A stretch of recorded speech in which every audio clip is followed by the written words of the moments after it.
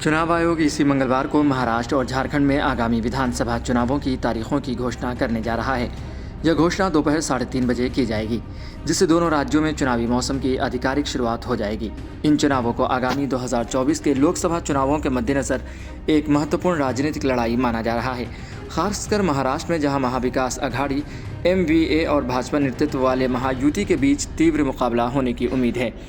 महाराष्ट्र के पिछले विधानसभा चुनाव 2019 में महाविकास अघाड़ी MVA ने बेहतरीन प्रदर्शन किया था, जिसमें तत्कालीन एकीकृत शिवसेना, राष्ट्रवादी कांग्रेस पार्टी NCP और कांग्रेस ने मिलकर 288 में से 154 सीटें जीती थी।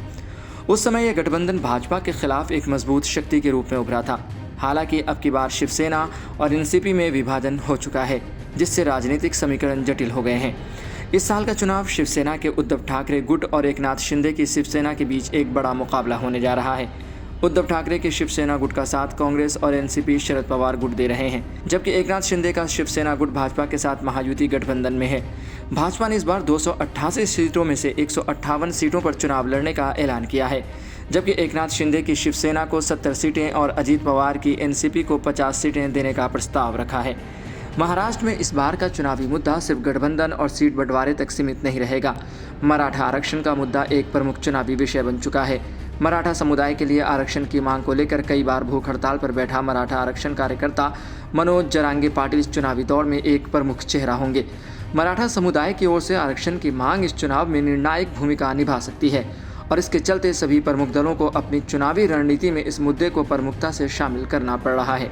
वहीं महाराष्ट्र में भाजपा के साथ महायुति का मुकाबला करने के लिए कांग्रेस महाविकास अघाड़ी MVA के साथ एकजुट होकर चुनाव लड़ने की तैयारी में है। लेकिन हरियाणा में हाल ही में हुए चुनावों में मिली हार के बाद कांग्रेस के लिए यह चुनाव एक बड़ी चुनौती बन गया है। कांग्रेस को महाराष्ट्र में अपने गढ़ को बरकरार रखने के लिए कड़ी मेहनत करनी होगी, क्योंकि भाजपा अपने उत्साहित कार्यकर्ताओं और मजबूत संगठन के बल पर चुनावी मैदान में उतर रही है।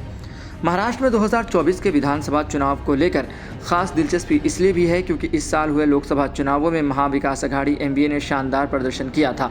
MVA ने राज्य की 48 लोकसभा सीटों में से 30 सीटें जीती थी, जबकि सत्तारूढ़ महायुति गठबंधन को केवल 17 सीटों पर ही जीत मिली थी।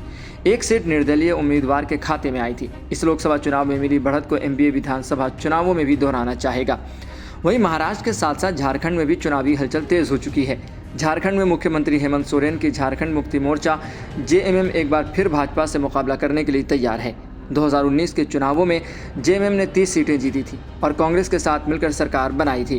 कांग्रेस ने उस चुनाव में 16 सीटें जीती थीं, जिससे गठबंधन को बहुमत मिला था। हालांकि इस साल की शुरुआत में हेमंत सोरेन पर लगे भूमि घोटाले के आरोपों के चलते उनकी सरकार पर संकट के बादल मंडराने लगे थे। जनवरी में सोरेन की गिरफ्तारी के बाद पार्टी के नेता चंपई सोरेन को मुख्यमंत्री पद की जिम्मेदारी संभालनी पड़ी थी। इसके बावजूद हेमंत सोरेन ने चुनावी तैयारियों पर भरोसा जताते हुए कहा है कि JMM के नेतृत्व वाला गठबंधन आगामी विधानसभा चुनावों में सभी 81 सीटों पर चुनाव लड़ेगा और राज्य में फिर से सत्ता हासिल करेगा।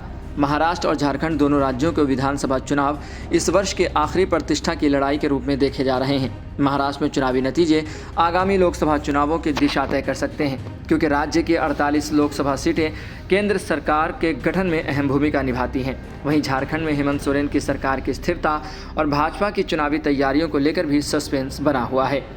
महाराष्ट्र विधानसभा का कार्यकाल 26 नवंबर को समाप्त हो रहा है, जबकि झारखंड का कार्यकाल अगले साल 5 जनवरी को समाप्त हो रहा है। ऐसे में चुनाव आयोग की तारीखों की घोषणा के बाद दोनों राज्यों में सियासी गर्मी और तेज हो जाएगी और सभी प्रमुख दल अपने चुनाव अभियान को अंतिम रूप देने में जुट जाएंगे।